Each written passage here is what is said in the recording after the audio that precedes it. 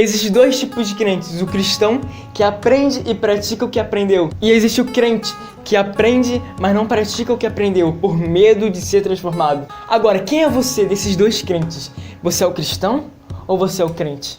Porque muitas vezes a gente vai com medo de ser transformado por Jesus. A questão não é viver uma perfeição, mas viver um relacionamento intenso com Cristo Jesus.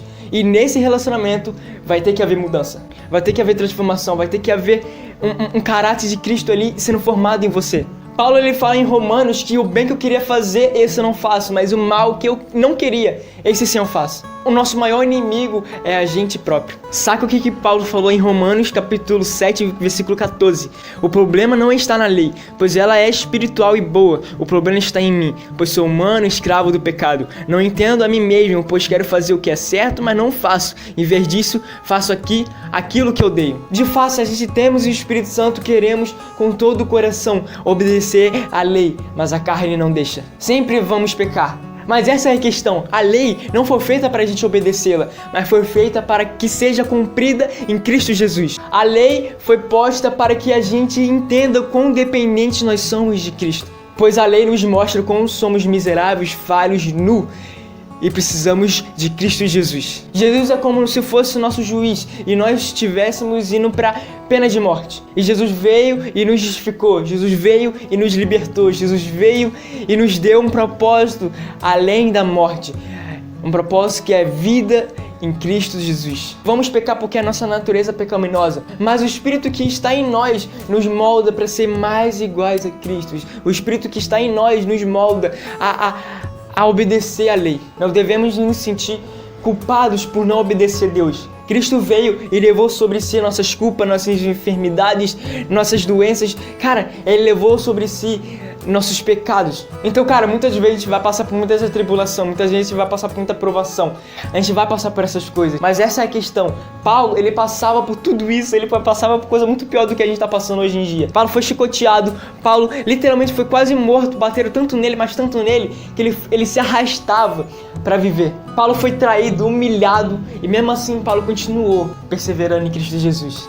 Porque as forças que faziam com que ele andasse não eram as suas forças, não era a natureza dele pecaminosa, mas era a natureza de Cristo Jesus, cara. Porque ele tinha completa convicção de que Cristo é Rei dos Reis, e ele cumpria, ele buscava cumprir a lei, mesmo não cumprindo completamente, mas ele buscava. Assim como Paulo sofreu muito por Jesus, assim também Davi sofreu. Davi foi perseguido, Davi entrou em depressão, ansiedade, Davi teve várias paradas muito complicadas. E eu fico pensando, cara, ali nos pensamentos íntimos de Davi, eu fico pensando na cabeça de Davi naquele momento de perseguição. Acredito que naquele sofrimento que Davi estava passando, acredito que ele estava lutando consigo mesmo. Davi, ele tinha ganhado uma promessa, Davi ele tinha ganhado um propósito, sabe? Que ele seria rei de Israel. E tudo parecia estar dando errado. Ele estava sendo perseguido pelo rei Saul, ele estava sendo perseguido pelos próprios companheiros de batalha, de guerra. Então, ele não tinha mais nada, só Cristo. E com certeza é tudo que ele deveria ter. Davi perseverou, Davi lutou contra si mesmo, Davi passou pela provação, Davi passou pela tribulação, Davi passou por todas essas lutas para que seja feita a vontade de Deus na vida dele. José também é a mesma coisa, cara. José, ele tinha recebido também um propósito, sabe? Um plano de Deus na vida dele. Do nada começou a estar tudo errado. Ele foi vendido pelos próprios irmãos, cara. José provavelmente tinha passado por muitas lutas na mente dele. Provavelmente ele pensava, cara, e agora? O que Deus vai fazer? Deus prometeu isso, Deus prometeu isso. E agora eu me vejo numa prisão onde eu não vejo esperança nenhuma. Acredito que ele falava consigo próprio: calma, espera em Deus. Deus, ele prometeu, Deus é fiel. Deus, ele nunca vai abandonar. Deus, ele pode deixar você passar por tais coisas, mas Deus ainda continua fiel. Penso que José passava por essas lutas, sabe? De um lado ele pensava coisas ruins, sabe? Talvez ele pensava que Deus ele esqueceu dele, talvez ele pensava que Deus ele não estava mais com ele. Mas de outro lado, talvez ele pensava que Deus ainda estava com ele, talvez ele pensava que Deus ainda tinha um plano, um propósito para ele, sabe? José, ele passava por essas lutas interiores, acredito eu. José era humano.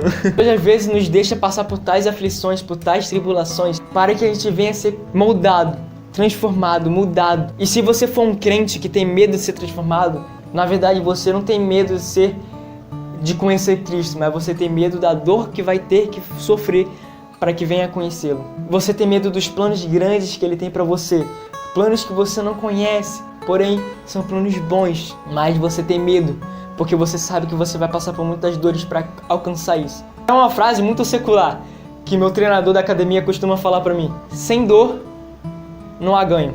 E é exatamente isso em Cristo Jesus. Mesmo sendo uma frase muito secular, mas teoricamente é isso. A gente é como se fosse uma terra, e Deus ele nos pega essa terra, põe na peneira e balança, sabe? Deus ele balança, balança, balança, ele nos joga pra cima. Isso pode ser dolorido, isso pode doer bastante, mas no final a terra vai passar por baixo, vai estar em cima só as pedras podres, tudo que nos afasta de Deus, tudo que é nossas falhas, nossos pecados. E de fato a gente não enxergava essas pedras podres que nos afastavam de Deus. A gente só enxerga quando passa por lutas, porque nós somos pecadores, falhos, e a gente não enxerga nossos erros. Mas Jesus veio e nos justificou. E Ele vem e nos mostra os nossos erros para o nosso bem. Porque se Ele não nos mostrar nossos erros, continuaríamos pecando, continuaríamos nas falhas, e a gente não veria Deus, a gente não veria a vontade dele na nossa vida. Qual é a melhor? A nossa vontade imperfeita, falha, pecadora, ou é a vontade de Deus, que é boa, perfeita e agradável? Temos que escolher, cara. Temos que escolher qual lado a gente fica. Ou a gente é crente, ou a gente é cristão. Quem são as tribulações, quem são as aflições perto de Cristo Jesus, cara? A gente vai viver eternamente com Cristo Jesus na Nova Jerusalém. Não é sobre andar em ruas de ouro, mas é sobre andar junto com Cristo Jesus.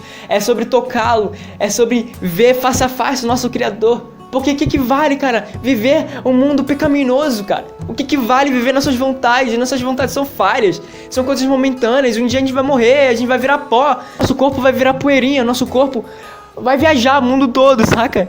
Vai virar poeira. Mas, cara, se a gente continuar em Cristo Jesus, mesmo que a gente venha morrer, continuaremos vivos em Cristo. Deus ele nos deixa passar por essas coisas. Deus ele nos deixa passar por essas determinadas situações, para que a gente venha ver o quão miseráveis pecadores nós somos.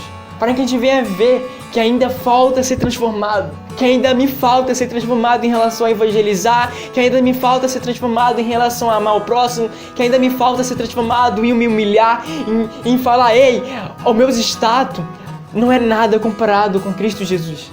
O que as pessoas pensam sobre mim não é nada comparado com o que Cristo pensa sobre mim. Porque, cara, Jesus vai vir um dia. Jesus vai vir e vai enxugar de nossos olhos todas as nossas lágrimas, todas as nossas dores, todas as nossas limitações. Não vai haver mais pecado. Lembre-se de que o fogo deverá ser mantido aceso no altar o tempo todo. Nunca deverá se apagar. Mano, devemos ter um relacionamento com Cristo Jesus. E aquilo que está no secreto, aquilo que temos em relacionamento no secreto com Cristo Jesus, devemos ser moldado fora também. Devemos levar o secreto para fora também. Devemos levar aquilo que a gente aprendeu e ser transformado em Cristo Jesus. Viva intensamente por Cristo Jesus. Obedeça. Faça. Tamo junto.